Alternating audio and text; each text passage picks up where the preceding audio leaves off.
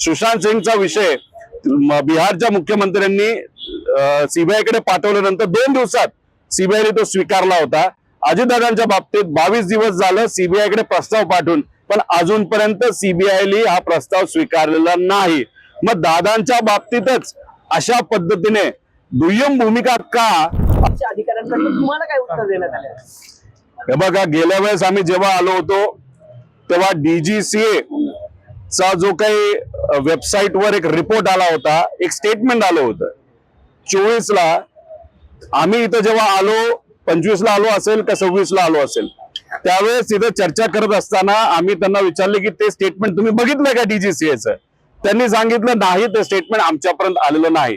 मग 3-4 दिवस होऊन सुद्धा ते स्टेटमेंट त्यांच्याकडे आलं नाही। त्यामुळे आम्ही सीआयडी आहोत, आमच्याकडे विशिष्ट पद्धतीने ते स्टेटमेंट यावं लागतं। मग आता हा रिपोर्ट सुद्धा वेबसाईटवर टाकलाय, हा रिपोर्ट तुमच्यापर्यंत आमच्यापर्यंत पोहोचलेला आहे। मग आम्ही त्यांना विचारलं तर गेल्या वेळेसचं स्टेटमेंट हे ज्या पद्धतीने त्या डीजीसीएने दिलं, एआयबीने दिलं, तसंच हे सुद्धा स्टेटमेंट त्याच पद्धतीने दिलं। तुम्हाला वेगळे काय ईमेल आलंय का की बघा सीआयडी हा प्रस्ताव तुम्हाला पाठवलाय, हा प्रिलिमिनरी रिपोर्ट आहे, त्यांनी सांगितलं तसं काही नाही आम्हाला मिळालं, पण आम्ही मागून घेतोय।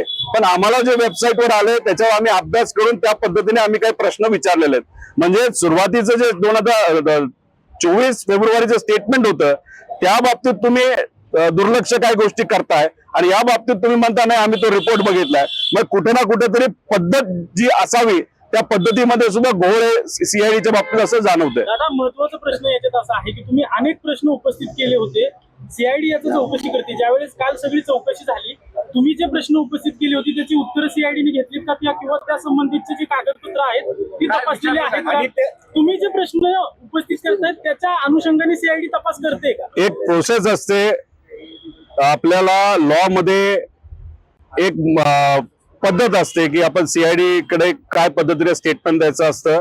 तर कलम 180च्या अंतर्गत आपल्याला ते स्टेटमेंट त्या ठिकाणी द्यावं लागतं। गेल्या वेळेस मी ज्या आलो होतो, जो काय आतापर्यंतचा अभ्यास आहे एफआयआर का व्हावं याबद्दलचं स्टेटमेंट 180च्या कलमच्या अंतर्गत त्यावेळेस दिलं होतं, आणि आता सुद्धा आज जे स्टेटमेंट दिलेलं आहे गेल्या 10 दिवसाचं ते सुद्धा कलम 180च्या अंतर्गतच दिलं। त्यामुळे कलम 180च्या अंतर्गत जेव्हा आपण एखादं स्टेटमेंट देतो तेव्हा सीआयडीला तपास करत असताना त्या स्टेटमेंटची दखल घ्यावीच लागते।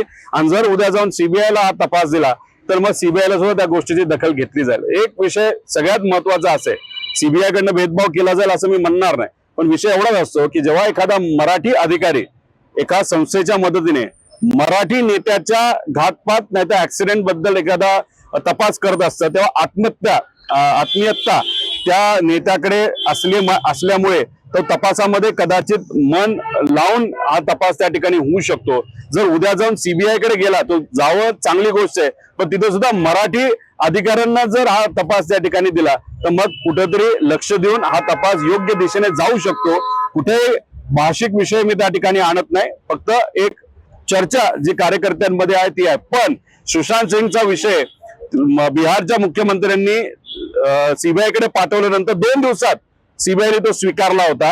अजितदादांच्या बाबतीत 22 दिवस झालं सीबीआय कडे प्रस्ताव पाठवून, पण अजूनपर्यंत सीबीआयने हा प्रस्ताव स्वीकारलेला नाही। मग दादांच्या बाबतीतच अशा पद्धतीने दुय्यम भूमिका का, असा प्रश्न नक्कीच आम्हाला त्या ठिकाणी पडेल। आणि